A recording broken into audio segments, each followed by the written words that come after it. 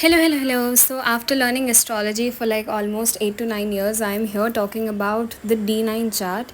I am starting with the 7th house of the D9 chart. I'll be covering each and every planet. So before we start, actually D9 chart क्या होता है, let us understand that. So D9 chart basically marriage का chart होता है and we also know it as luck का chart होता है. आपके प्लैनेट्स कितने स्ट्रॉन्ग है वो आपके D9 चार्ट को देखकर समझ आ जाता है.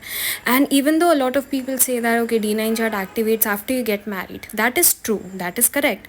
हाउएवर D9 चार्ट हमेशा एक्टिव रहता ही है. सो आप अगर किसी रिलेशनशिप में भी आएंगे आप देखेंगे कि एक एस्पेक्ट D9 चार्ट का हमेशा रहेगा. Because I am talking about relationship, क्योंकि हम 7th हाउस की बात कर रहे हैं यहाँ पे.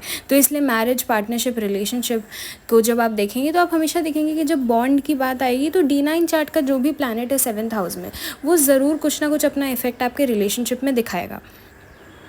अब 7th हाउस जो है D9 का वो एग्जैक्टली होता क्या है.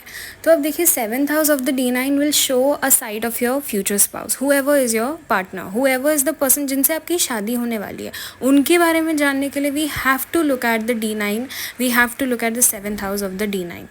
अब हम देखेंगे कि 7th हाउस जो है वो आपका और आपके पार्टनर का बॉन्ड भी रिप्रेजेंट करता है. तो जैसे अगर कोई बहुत ही अच्छा प्लैनेट आपके 7th हाउस में बैठा है, आपके D1 चार्ट में बैठा है, तो ठीक है आपकी मैरिज ईजिली हो जाएगी, आपका मैरिज होगा ही अगर आपका 7th हाउस D1 का अच्छा है. लेकिन आपका बॉन्ड कैसा है मैरिज में, क्या वो मैरिज टिक पाएगी कि नहीं टिक पाएगी, तो ये सारी चीज़ों के लिए we have to look at the D9 chart and we have to look at the 7th house of the D9 chart.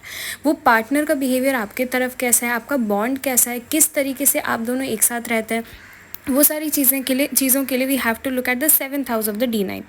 तो एज अ प्लैनेट बात करते हैं कि सन क्या है. तो सन सबसे पहले तो किंग है, सन इज़ द फादर. सन सबसे सुपीरियर है सारे प्लैनेट्स में से, सबसे जो ब्राइटली हैं, जो सबसे ब्राइट चमकते हैं, दैट इज़ सन, राइट.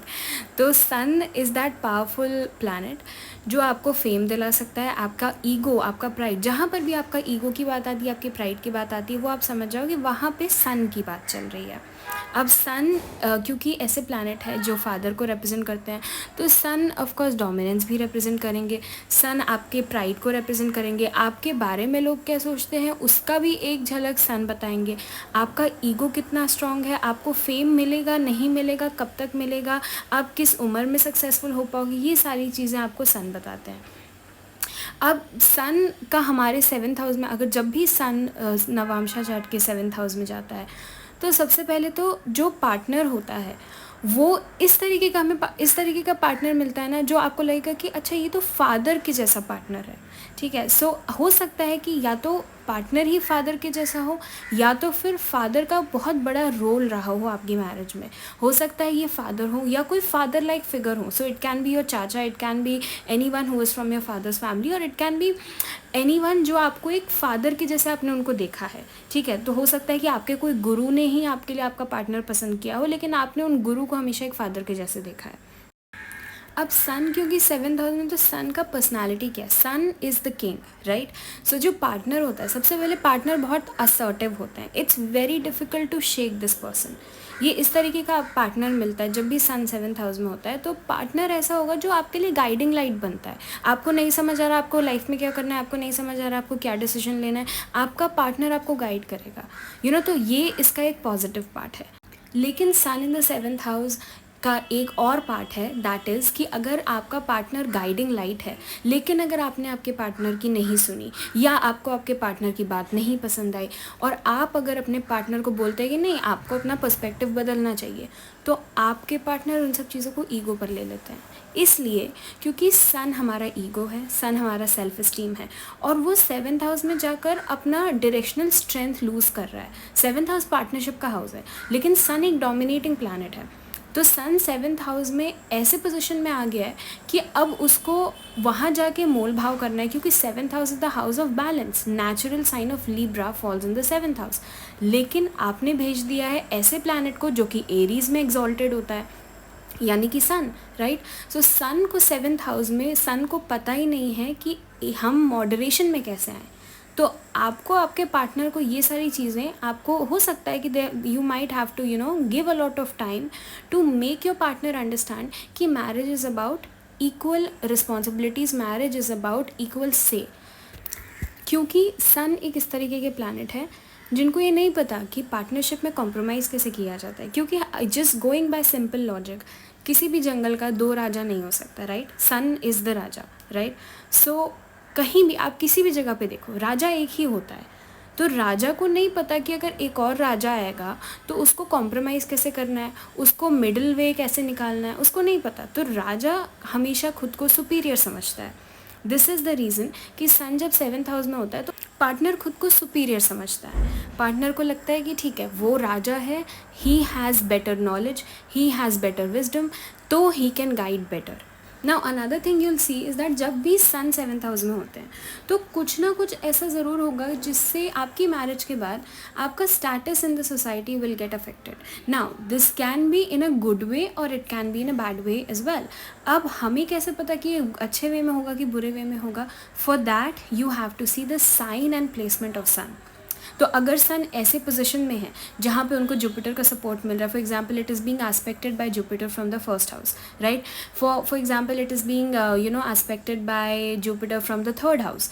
तो यहाँ ऐसे सिचुएशन में हो सकता है कि मैरिज के बाद आपका पार्टनर हो सकता है ऐसे फैमिली से आया हो या उसका जॉब ऐसा हो कि आपके सोसाइटी में आपकी भी इज़्ज़त बढ़ जाएगी, राइट?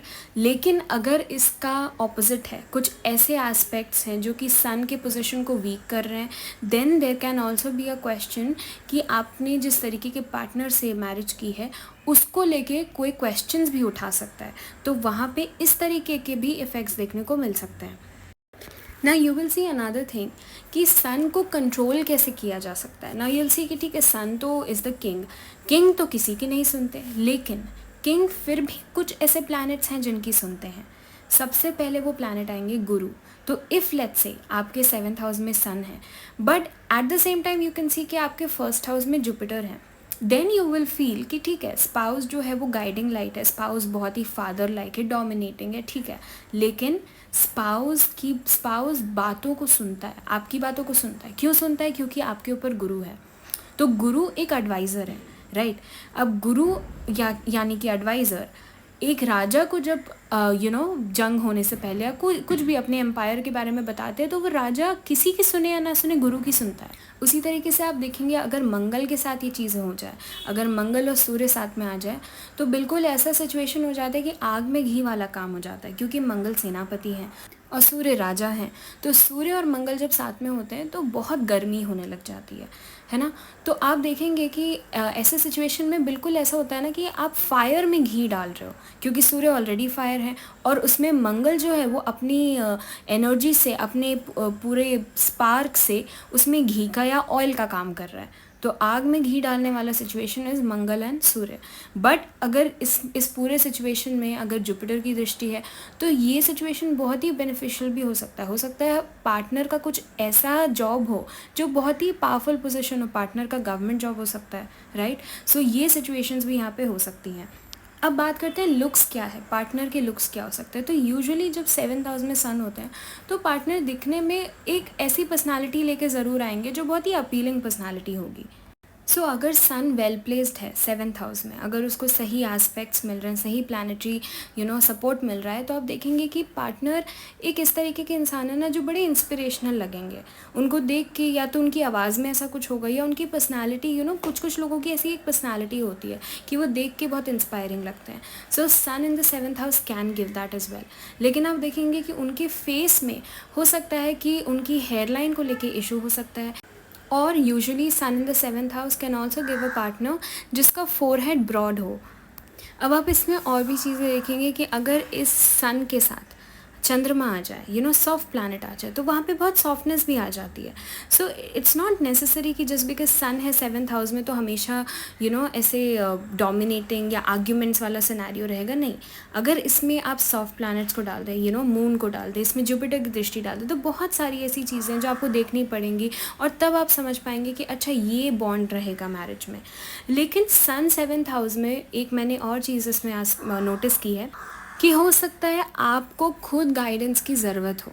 तो अगर आपको कभी ऐसा लगे कि गाइडेंस की ज़रूरत है लेकिन कहीं से गाइडेंस मिल नहीं रही है, तो हो सकता है कि सन 7th हाउस में ऐसा पार्टनर दे दे जो हमेशा आपको गाइड करे, क्योंकि सन लाइट है, सन इज़ द ब्राइटेस्ट प्लैनेट। तो आपको जब डार्कनेस वाले फेज़ में आपको समझ नहीं आ रहा कि आप कौन से पाथ पे जाएं, तो आपका पार्टनर आपको लाइट दिखा सकता है।